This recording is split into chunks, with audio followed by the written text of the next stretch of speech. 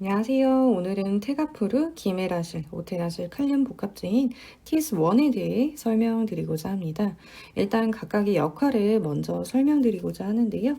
테가프루는 몸 안에서 대사가 돼서 항암 물질인 플로우로 우라실로 변경이 됩니다.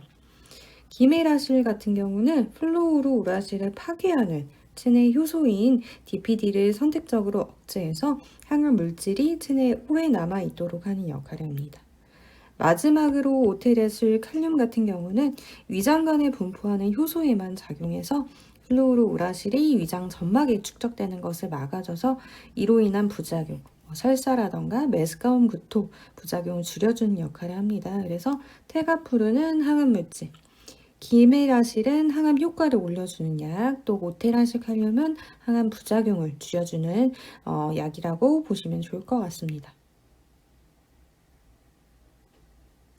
이 세 가지 약의 복합제인 상품명 TS1은 두 가지 용량을 갖고 있습니다. 20ml와 25ml. 그래서 20ml는 이렇게 하얀색 캡슐이고요. 25ml는 노란색과 흰색의 캡슐입니다. 그래서 환자분들 경구 항암제는 내가 챙겨 먹어야 되는 항암약이잖아요. 그래서 용량에 대해서 꼭 잘 알고 계셔야 되고, 예를 들어서 선생님이 한 번에 60ml 드세요 라고 한다면 20ml 3캡슐 드셔야 된다 아셔야 하기 때문에 약의 모양과 색깔도 꼭 잘 알고 계셔야 합니다. 이 약의 허가 적응증은 크게 세 가지입니다. 위암과 또 두경부암, 췌장암입니다. 다음으로 용법 용량을 살펴보도록 하겠습니다. TS1은 하루 2번 아침, 저녁, 식사 후 복용이 추천이 됩니다. 그래서 환자분들 꼭 알람 맞춰놓고 복용하셔야 되고요. 환자분들 이런 질문을 많이 하시는데요. 첫 번째, 저는 아침밥을 안 먹는 사람인데 혹시 점심, 저녁 이렇게 먹어도 되나요? 혹은 시간 간격을 꼭 맞춰야 하나요? 물어보시는데 아침을 안 먹는다고 해서 점심, 저녁으로 TS1을 복용하게 되면 복용 간격이 너무 짧게 돼요. 그래서 안내대로 아침, 저녁으로 꼭 드셔야 되고요. 그러면 나는 아침 공복에 먹게 되는데 그건 괜찮냐? 이게 공복에 먹었을 때 흡수율이 떨어질 수 있어요. 그래서 항암약을 드시는 동안은 이 안내대로 아침에 간단하게라도 식사를 꼭 하시고 아침 식사 후에 꼭 드시도록 안내를 드리고 있고요. 아침, 저녁 식사 시간이 일정한 것도 중요할 것 같아요. 항암약을 복용하는 동안은 시간 간격을 조금 일정하게 해주시고, 우리 일반적인 식사 시간 생각을 하면은 아침, 저녁 식사 텀이 10시간에서 12시간 정도는 돼요. 그래서 그렇게 일정하게 맞춰주시는 것도 중요합니다. 그리고 복용하는 용법 용량은 환자분들에 따라서 조금 다양할 수 있는데요. 절제 가능한 국소 진행성 위암에 대한 수술 전 보조요법으로 투여하는 경우 하루 2번, 용량은 mg per 미터 제곱당 40mg으로 2주를 복용하고 1주를 휴약합니다. 또 그 외의 경우는 하루 2번 체표 면적 기준으로 투여하게 되는데, 예를 들어 체표 면적이 1.5 이상인 경우에는 한 번에 60mg을 복용한다고 합니다. 이때도 4주 투약하고 2주를 휴약하게 되는데요.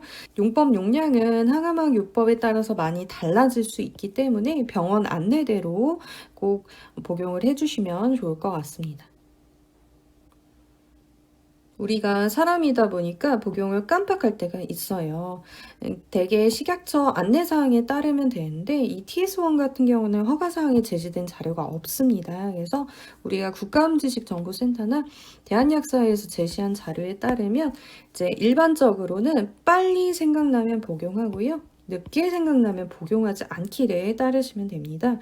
제가 그림으로 쉽게 표현을 해봤는데요. 예를 들어서 난 아침 7시, 저녁 7시에 TS1을 복용하는 사람이에요. 근데 아침 7시에 깜빡했어요. 근데 생각난 시간이 한 아침 11시쯤이에요. 아침 11시는 내가 깜빡한 아침 시간이 저녁 시간보다 더 가깝잖아요. 빨리 생각난 거잖아요. 그러면 TS1 복용합니다. 그리고 내가 아침 11시에 아침약 복용했다고 해서 저녁약을 11시로 늦추지 말고 저녁약은 항상 제 시간에 복용을 합니다. 다만 내가 아침 7시에 TS1을 깜빡했는데 예를 들어 오후 3시에 생각났어요. 오후 3시는 내가 깜빡한 아침보다 저녁 시간이 더 가까워요. 그럼 늦게 생각난 거잖아요. 그럴 때는 TS1 아침약 그냥 건너뜁니다. 그리고 저녁약은 저녁 제 시간에. 아침약을 복용을 못했다고 해서 저녁에 2회분의 용량을 복용하지 않고요. 저녁약은 저녁 제 시간에 정해진 용량만 복용합니다. 다음으로 일반적인 주의사항을 살펴보도록 하겠습니다. 이 약은 긴급시 충분한 대응이 가능한 의료시설에서 암화학요법에 대하여 충분한 지식과 경험이 있는 의사의 지도하에 투여가 적절하다고 판단되는 환자에 한하여 투여해야 하고요. 이 약의 용량하고 관련된 독성으로는 골수 억제, 백혈구, 적혈구, 혈소판 감소가 있기 때문에 빈번한 임상검사를 추천하고 있습니다. 또한 간장애라고 기록이 돼 있었는데요. 간독성이 있을 우려가 있기 때문에 정기적으로 간 기능 검사 추천하고 있고, 이 약은 불화피리미딘계의 항암제에 속합니다. 그래서 같은 계열 항암제를 병용하지 말고 또한 곰팡이균 치료제인 플루시토신과 병용하지 않도록 추천이 되고 있습니다. 5번째로는 용법 용량을 엄격히 준수하여 투여하는 것이 기재가 되어 있고요. 마지막으로 B형 간염 바이러스 보유자 및 과거 감염자가 이 약을 투여할 경우 B형 간염 바이러스가 재활성화됨으로써 간염이 나타날 수 있다고 써 있습니다. 조금은 일반적인 얘기 같고요. 환자분들이 꼭 잘 아셔야 되는 거는 용법 용량을 준수한다. 앞서 여러 번 강조를 했지만 주사 항암제가 아니잖아요. 병원에 갔을 때 선생님이 알아서 맞춰주는 항암제가 아니라 내가 챙겨 먹어야 되는 약이기 때문에 환자분들 집에 계실 때 용법과 용량을 준수하여서 잘 챙겨서 복용하시는 것을 꼭 말씀을 드립니다. 다음으로 빈도가 높은 이상 반응입니다. 췌장암 환자 비소세포 폐암 환자에서의 흔한 이상 반응을 적어 보았는데요. 두 임상시험에서 가장 빈도가 높았던 건 식욕 부진이었습니다. 입맛이 없고 입맛이 떨어지는 거. 그래서 각각 66.2%, 50.4%로 기록이 돼서 50% 이상의 빈도가 확인이 됐고요. 50%까지는 아니었지만 이제 빈도가 20% 이상이었던 건 메스꺼움. 항암에 의한 메스꺼움 구토는 항암을 맞자마자 나타나기도 하고요. 항암이 다 끝나고 일주일 뒤까지도 갈 수가 있어요. 그래서 항암하는 동안 끝나고도 꼭 잘 확인을 해주셔야 되고, 사실 경구 항암제, 이렇게 먹는 항암제는 주사 항암에 비해서는 구토, 메스꺼움 확률이 높지는 않아요. 그래도 꼭 잘 확인을 해주셔야 되는 부분이고요. 설사는 하루에 3-4번 이상 물변을 보는 것을 의미합니다. 그리고 TS1은 색소 침착도 흔합니다. 피부가 까매지거나 반점이 생기거나 얼굴에 기미가 올라온다거나 또 이제 주름진 곳, 손 마디마디나 겨드랑이도 많이 까매질 수 있어요. 그리고 마지막으로 구내염, 입안에 염증 같은 것도 조금 흔하다고 알려져 있습니다. 7번째로 부작용을 예방하기 위한 방법, 또 나타나더라도 잘 지나가는 방법을 살펴보고자 합니다. 첫 번째, 식욕 부진은 우리가 50% 이상의 확률로 나타났던 이상 반응이었죠. 그래서 식욕을 좀 자극하기 위해서 식사를 이제 조금씩 나눠서 섭취하시는 것, 먹고 싶은 음식 먹는 것, 새로운 음식을 시도해 보는 것. 혼자 식사하는 것보다는 되도록 가족이나 친구와 함께 즐거운 환경에서 식사하는 것 추천드립니다. 모두 국가암지식정보센터에 기재된 자료들입니다. 그리고 너무 입맛이 없다 할 때는 선생님들께 꼭 얘기를 해주세요. 식욕을 촉진하는 약도 많습니다. 50%까지는 아니었지만 빈도가 꽤 있었던 이상 반응들 중에 메스꺼움, 오심이 있었습니다. 메스꺼움은 항암을 하자마자 나타나기도 하고 항암 끝나고 일주일 뒤까지도 나타날 수가 있다고 했었죠. 그래서 경구 항암제는 주사 항암에 비해서 메스꺼움 구토 확률이 적어요. 그리고 TS1은 그 경구 항암제들 중에서도 구토가 심한 항암에 속하진 않아요. 그래서 구토 예방약, 항구토제가 반드시 처방나는 약은 사실 아닙니다. 그래도 증상이 있다면 선생님께 꼭 얘기를 해주시고요. 혹시 선생님들 따라서 메스꺼 올 때 드세요, 구토 나올 때 드세요 하는 약을 받으셨다면 참지 말고 약 복용하면서 잘 넘어가면 됩니다. 설사는 하루에 3-4번 이상 물변을 보는 것을 의미를 했죠. 설사할 때는 충분한 수분 섭취, 식사는 조금씩 자주, 맵고 기름진 건 피해 주시고요.